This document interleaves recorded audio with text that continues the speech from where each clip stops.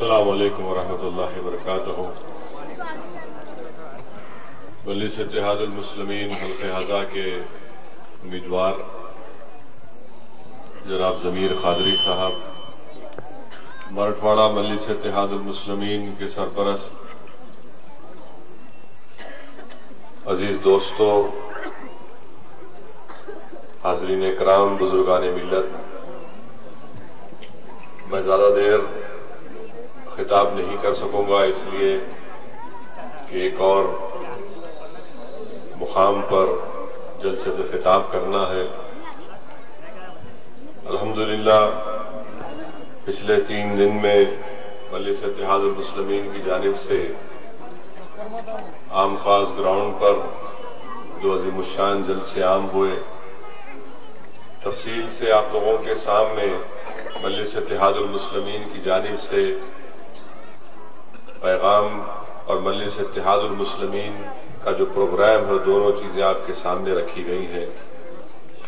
मैं आपको सिर्फ इतना बतलाना चाहता हूं कि पिछले 6 महीने से बराबर मैं औरंगाबाद को आ रहा हूं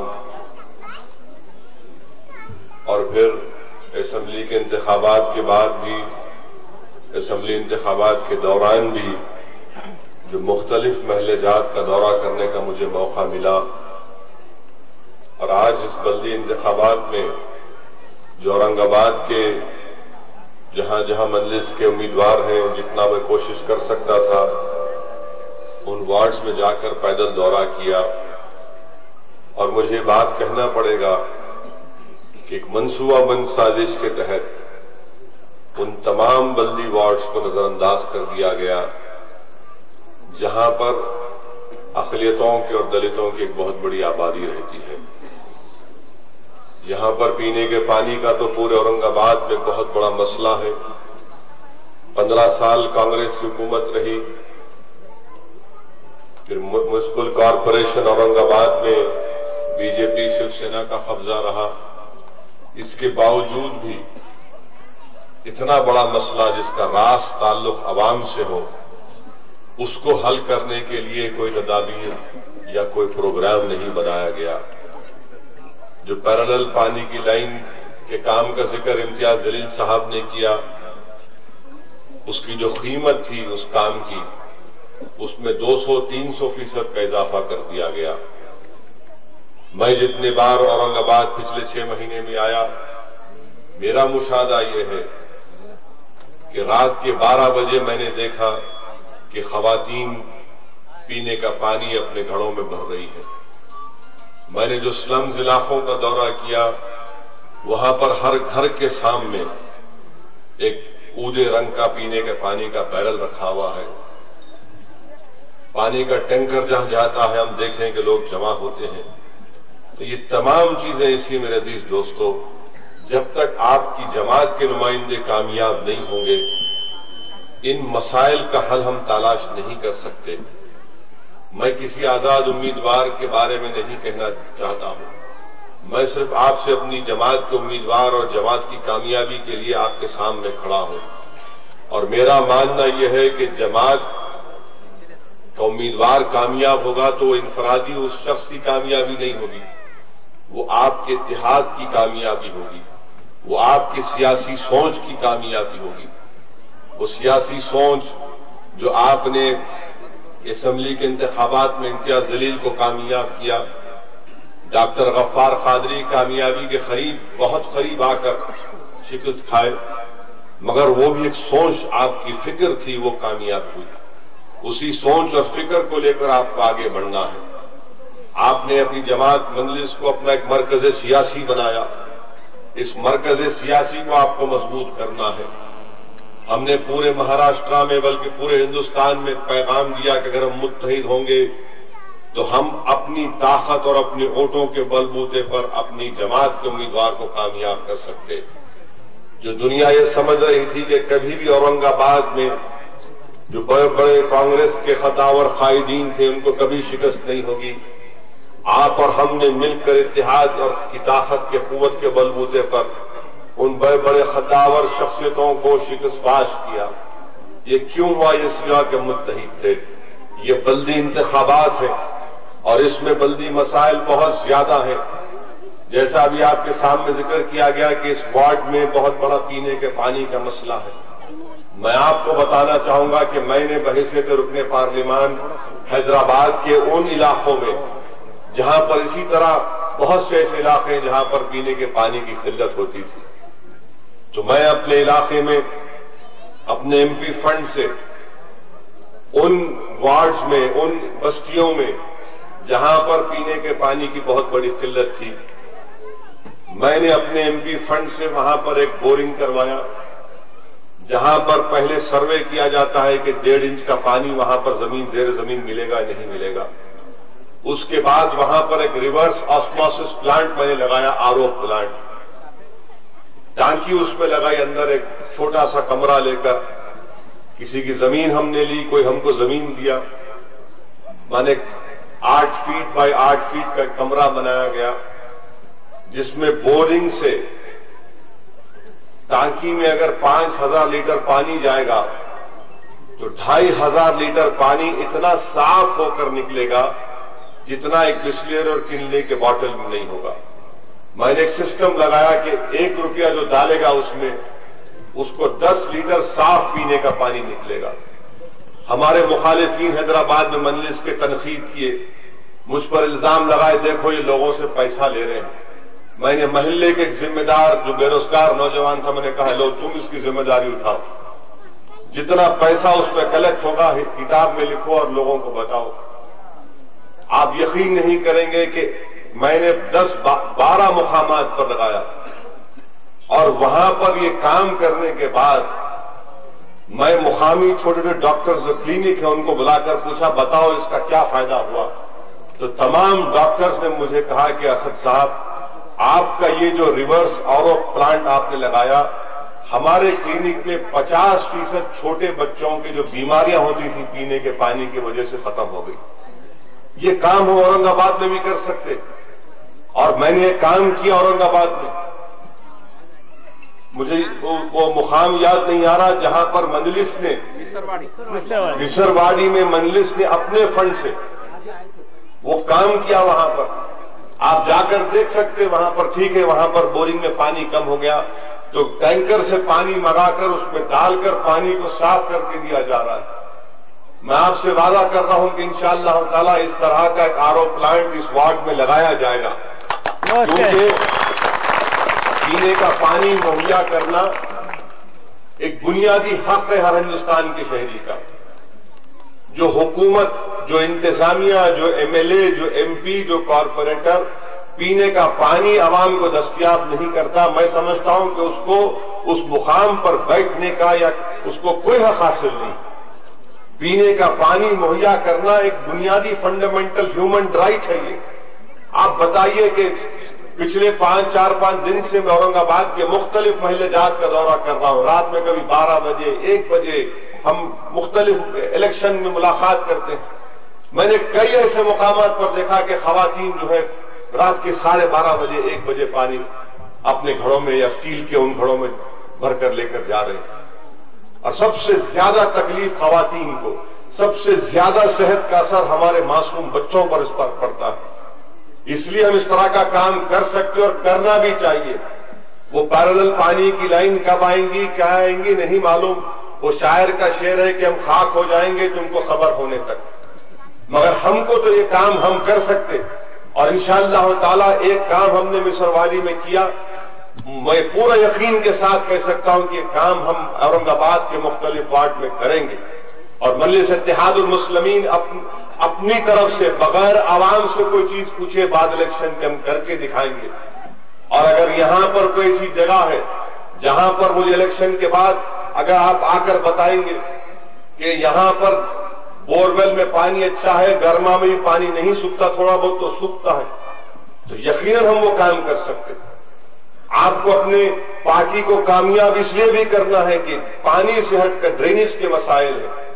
हमने 113 वार्ड का पूरा स्टडी किया, जितने एक्सपर्ट्स थे उनको भिजाया मैं, यहां किसी को नहीं मालूम। वो हैदराबाद और मुख्तलिफ महाराष्ट्र के इलाकों से एक्सपर्ट थे सोशल साइंस के, वो करीब 20-25 दिन औरंगाबाद में रहे, मुख्तलिफ वार्ड्स का दौरा किया और मुझे एक लिस्ट बना कर दी और कहा कि ओवैसी साहब 113 वार्ड में ऐसे 60-70 वार्ड है जहां पर ड्रेनेज की लाइन, पीने का पानी का मसला, रोड, ये पूरा स्टडी करके मैं प्रेस को भी उसकी कॉपी दिया। लोग समझते हैं कि मजलिस सिर्फ जज्बाती बात करती, नहीं करती। मैं जानता हूं क्योंकि अगर हिंदुस्तान में पिछले 2009-2014 तक जो 10 बेहतरीन एमपीज का इंतखाब किया गया उसमें मेरा नंबर 5 था। मैं ये तारीफ के लिए नहीं कह रहा हूं, उसमें कई पैरामीटर्स थे। क्या पैरामीटर्स थे कि पार्लियामेंट में कितनी तकारीर हुई, कितने सवालात किए, इनका अटेंडेंस क्या था पार्लियामेंट में और इन्होंने अपना एमपी बजट कैसे इस्तेमाल किया। मैं उन एमपीज में शामिल हूं जो हमको हर साल 5 करोड़ रुपए मिलते एमपीज को, यानी 5 साल में 25 करोड़ रुपए। आपको जानकर खुशी होगी कि मेरा यूटिलाइजेशन जो इस 25 करोड़ का है 98.9%। मैं अपने हर 5 साल के अख्तिताम से पहले पूरे फंड जारी कर देता हूं। इस तरह का हम काम कर सकते, हुकूमत से हम जाकर लड़ते कि काम कराओ, यहां पर हम अपने इलाकों में काम करवा सकते जाकर, मगर कब करवा सकते जब हमारे पास सियासी ताकत होगी, हमारी जमात के पास अपने नुमाइंदे होंगे। ये इलेक्शन आपको इसलिए मजलिस कोर्ट देखना है। देखिए, शख्सियत की कोई अहमियत नहीं है। असदुद्दीन ओवैसी आज जिंदा है, कल खाक में चला जाएगा, मगर जमात को जिंदा रखना है, इस सोच को जिंदा रखना है। इस इत्तेहाद का सफर का जो आप और हमने बड़ी मेहनत और जुस्तजू और कुर्बानियों के बाद आगाज किया, ये काम हमको करना है औरंगाबाद में। और मैं आपसे वादा कर रहा हूं कि इंशाअल्लाह ताला औरंगाबाद में मजलिस इत्तेहादुल मुस्लिमीन के अरकान बल्दिया की कामयाबी के बाद कम से कम 2 महीने में एक मरतबा मैं औरंगाबाद को आऊंगा।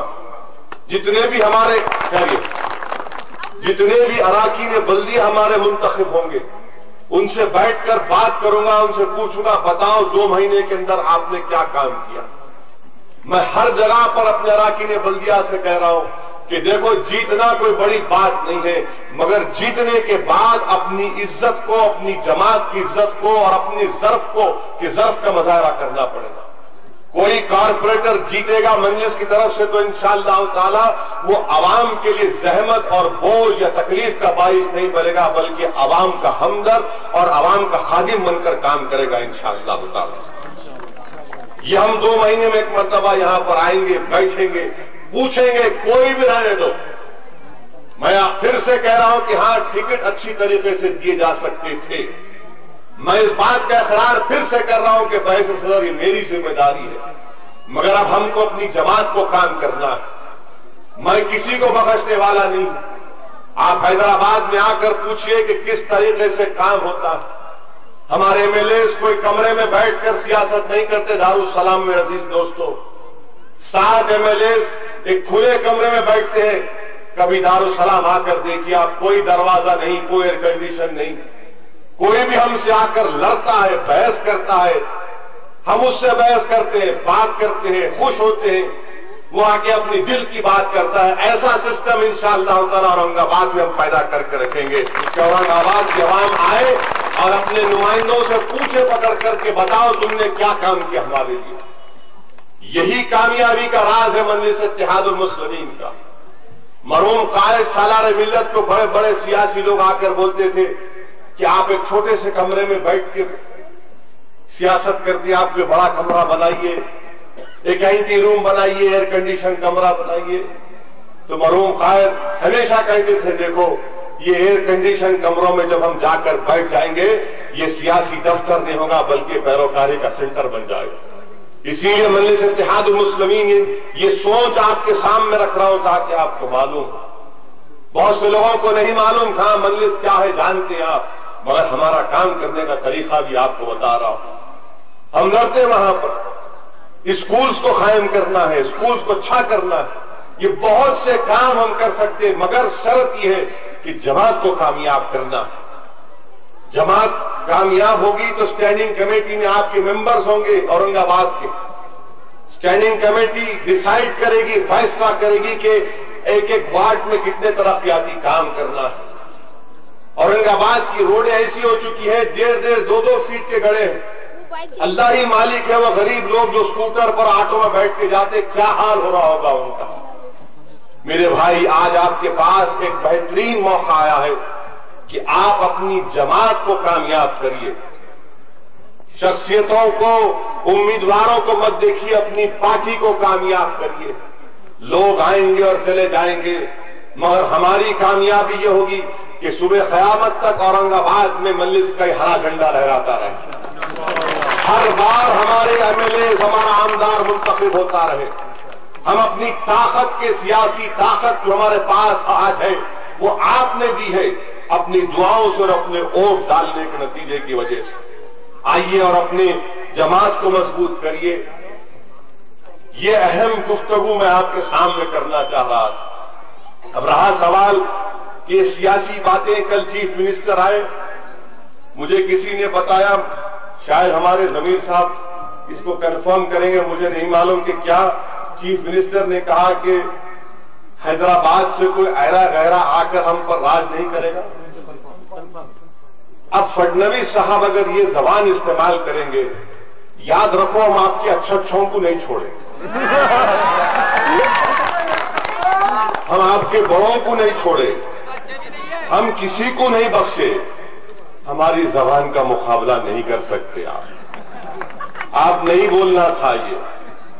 ऐरे गैरे हम हैदराबाद से आए, आसमान से तो नहीं आए ना, कोई मार्स से तो नहीं आए ना। मैं ऐरा गैरा हूं तो फिर जो गुजरात से आके हिंदुस्तान की हुकूमत कर रहा उन्हें क्या है फिर? कुछ भी होगा, मुझे उसकी फिक्र नहीं है। नहीं, हमको उसको नहीं बोलना है। देखो, गरीब, हर गरीब काम करता है, मेहनत करता है। हम भी यही चाहते हैं कि हमारे पास से भी तो गरीब उठे, मगर ये चीफ मिनिस्टर का बोलना कि ऐरा गैरा, फडणवीस साहब मैं ऐरा गैरा होऊंगा मगर मैं गूंगा नहीं हूं, याद रखो।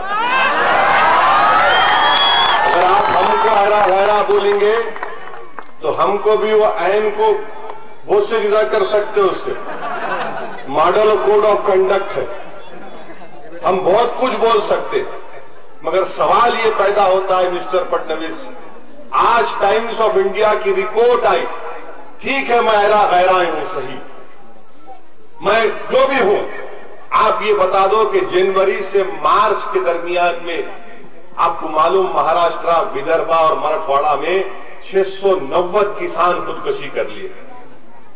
अरे कभी हमारे नाम की रोटी कब तक खाओगे बीजेपी शिवसेना वालों? मेरे नाम का सदका कब तक खाते रहोगे? कुछ करो, हुकूमत करो। मेरे नाम का सदका खाने से मुझे कोई इतराज नहीं है, खाओ, चलो तुमको फायदा तो हो रहा। ऐरा गैरा कहकर भी तुमको कुछ फायदा हो रहा है तो मुझे उसकी फिक्र नहीं है, मगर महाराष्ट्र में, विदर्भा और मराठवाड़ा में 690 किसान खुदकुशी कर लिए। क्या ये सबका साथ, सबका विकास है? हमारे प्राइम मिनिस्टर, आपके प्राइम मिनिस्टर मिस्टर फडणवीस, हमारे प्राइम मिनिस्टर कितने पढ़े लिखे मालूम आपको? फडणवीस साहब अब आप बोले ना ऐरा गैरा हैदराबाद का, तो मैं जवाब दे रहा हूं, सुनो। ऐरा गैरा ये बोल रहा है कि श्रीलंका के प्रेसिडेंट हिंदुस्तान को आए तो हमारे प्राइम मिनिस्टर, उनके सामने एक टेलीप्रॉम्प्टर होता, मैंने उसको लिखा हुआ आता, टाइप होता था, देख के बोलते। हम लोग बगैर देखे बोलते, इसलिए भड़काऊ भाषण बोलते हमारे को। तो प्राइम मिनिस्टर देख के बोल रहे थे, बाजू श्रीलंका के प्रेसिडेंट बाजू खड़े हुए हैं, तो प्राइम मिनिस्टर अपनी इंग्लिश में, ऑक्सफोर्ड की इंग्लिश में बोल रहे, बल्कि Victorian English. I welcome MR Shri सेना, प्रेसिडेंट ऑफ श्रीलंका, ठीक था ये। उसके बाद बोले prime minister, I welcome MRS Shri सेना। बोला ये MRS क्या है भाई? मैं बोला औरंगाबाद में तो MRF है, ये MRS क्या है? फडणवीस साहब, वो था मिसिस श्री सेना, तो हमारे प्राइम मिनिस्टर बोल दिए MRS। वाह, ऐरा गैरा बोलते मेरे को। और बोलूं,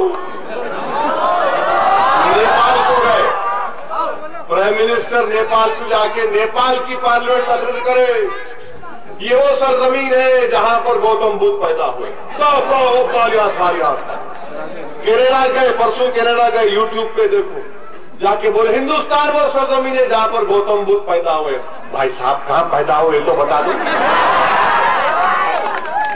पूरे बौद्ध मजहब के लोग पूछ रहे क्या है ये, मैं हैरान कितने बातें बोलूं मैं आपको, हमारे मुंह को न लगना, इसमें बेहतरी है तुम्हारी। मत लगो, बात करो पॉलिसी की। बीफ बैन लगा के कितनों को बेरोजगार कर दिए फडणवीस साहब। आपको मालूम बीफ बैन की वजह से महाराष्ट्र में 5.5 लाख लोग बेरोजगार हो जाएंगे।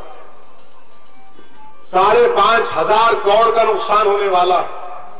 मगर हैरा गहरा में, अरे छोड़ो हैरा गहरा, ये तो सोचो, रिजर्वेशन हमको नहीं देते। आप सोचिए थोड़ी देर के लिए, बीजेपी शिवसेना की गवर्नमेंट है, रिजर्वेशन कोर्ट ने कहा कि मराठाओं को नहीं मिल सकता, मुसलमानों को तालीम में मिल सकता, तो क्या क्या उसको ड्रॉप कर दिया। हमसे नफरत इतनी, फिर वो बोलते कि नहीं वो बच्चे बहुत पैदा करते, तुम हमारे को पढ़ने दो, बच्चे कम पैदा करते, हम पढ़ेंगे लिखेंगे तो बकाबिल होंगे ना भाई। तुम पढ़ने नहीं देते हमारे को, स्कूल में जाने नहीं देते, तो बोलते बच्चे बहुत पैदा कर रहे। वो भी झूठ था, मैं आपको फिगर दिया। 220 साल होंगे अगर ऐसा ही हमारा पॉपुलेशन ग्रो होते गया तो 220 ईयर्स लगेंगे बराबर होने। मगर बीजेपी क्या कर दी, जाटों का रिजर्वेशन, जो सुप्रीम कोर्ट ने कहा कि जाटों को रिजर्वेशन नहीं मिल सकता, वो बैकवर्ड नहीं है, तो प्राइम मिनिस्टर बोलते नहीं, मैं उनको special review petition supreme court में डालूंगा। क्या ये नाइंसाफी नहीं है तो क्या है बताइए आप। हमारे तरक्की के मौकों को बंद कर देना, दरवाजों को बंद कर देना, और फिर बोलना इंसाफ सबसे करेंगे, सबका साथ सबका विकास। मुसलमानों से मतदान का हक छीन दो, किसकी मां ने जानी हमारे से हमारा प्यार छीन लेंगे। अखबार में लिख देना आसान है, ये हिंदुस्तान सेकुलर था, सेकुलर रहेगा, क्योंकि हिंदुस्तान का कॉन्स्टिट्यूशन प्लुरलिज्म पर कायम है। मतदान का हक छीन लेना, आबादी में इजाफा हो रहा, अरे सब हो रहा, तुम क्या करे तो बताओ ना। 6 महीने में कौन सा निकाले, क्या निकाले, कोहिनूर का हीरा निकाले। 10 महीने हो गए, 15 लाख कहां गए प्राइम मिनिस्टर मिस्टर फडणवीस। मैं हैरा गहरा होऊंगा, मगर आपके जो प्राइम मिनिस्टर ने वादा किया था हर घर के पास 15 लाख, काहे 15 लाख, पीने का पानी नहीं मिल रहा, घरों में भरना पड़ रहा पीने का पानी। 15 रुपए भी नहीं आएंगे, 15 पैसे भी नहीं आएंगे, 15 पैसे भी नहीं आने वाले। इन्हों खाली जा रहे, वहां जा रहे, फ्रांस जा रहे, फोटो ले रहे, जर्मनी जा रहे, फोटो ले रहे, टोरंटो जा रहे, फोटो ले रहे। अरे फोटो से बाहर भी तो कोई निकल के बताओ हमको। जहां जा रहे हर बार नया कपड़ा, वाह। ये हमारे प्राइम मिनिस्टर साहब हैं, जो आपको मालूम, जो अपने आप का जो बड़ी बात करते थे कि मैं गरीब तबके से आया, ठीक हम भी खुश हुए, चलो गरीब तो है। मगर ये 10 लाख का सूट कहां से पहने फडणवीस साहब आपके प्राइम मिनिस्टर। ये हमारी शेरवानी 2-3 हजार रुपए में बन जाती।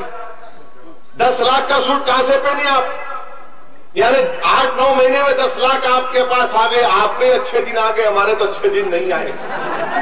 मगर याद रखिए मेरे दोस्तों, अगर कोई ये समझ रहा है कि ये जो तूफान आने वाला है, मैं डराने के लिए आपसे नहीं कह रहा हूं, याद रखो ये लोग हमारे मुल्क के दस्तूर को खत्म करना चाहते हैं।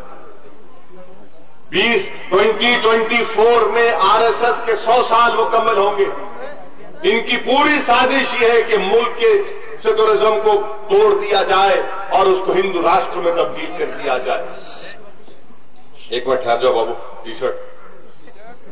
मेरी आपसे गुजारिश है कि आप इन चीजों पर तवज्जो करिए, जमात को कामयाब करिए, इज्तिमाइयत को कामयाब करिए, इनफरादियत को मत करिए। असदुद्दीन ओवैसी को आप हरगिज कामयाब नहीं करना, आप मजलिस इत्तेहादुल मुस्लिमीन को कामयाब करिए। अपना एक और पतंग के निशान पर लगाइए, अपनी जमात को कामयाब करिए। औरंगाबाद की बल्दियात में हम बहुत कुछ कर सकते हैं इंशाअल्लाह ताला। और बहुत कुछ करना है। हमारे नुमाइंदे औरंगाबाद की बल्दिया में जाकर लड़ेंगे आपकी तरक्की के लिए, आवाज उठाएंगे कि बताओ ये फंड कहां पर चला गया। ऐसे ऐसे अराकीन बल्दिया हैं, नाम नहीं लेना चाहता, मगर जब उनके चेहरे देखता हूं कि इलेक्शन लड़ रहे हैं, मुझे अफसोस होता है कि इनको 25 लाख रुपए मिलते थे इनके हल्के की तरक्याती काम के लिए, तो 5-5 लाख रुपए में बेच के आए दूसरे पार्टियों को। लोग ऐसे लोग आज इलेक्शन लड़ने आ रहे, जो डरा रहे हैं कि नहीं हम बास यानी तुम्हारे बास के बास को नहीं छोड़े, तुम कहीं के बास लोगों को डरा रहे। जाओ ना, जाके वहां डराओ, यहां फिर को डरा रहे, कैसे बातें कर रहे। चड्डों में से मूंढे पलट गए, मगर बराबर दादागिरी की बात करेंगे। मेरे अजीज दोस्तों, इसलिए मैं आपसे कह रहा हूं कि मंजलिस पार्टी को कामयाब करो। ये पार्टी को कामयाब करना है, शख्सियतों को, इंडिविजुअल्स को कामयाब करना नहीं है। और जैसा मैं आपसे वादा किया, इंशाअल्लाह ताला एक तरक्याती प्रोग्राम और एजेंडा हमारे पास है, हम उसको लेकर पूरी ताकत के साथ काम करेंगे। मुझे और भी एक और मुकाम पर जाना है इंशाअल्लाह, अगर वक्त रहा। क्या टाइम हो रहा है? 10 मिनट बाकी है, 5 मिनट पहुंचने के लिए और 5 मिनट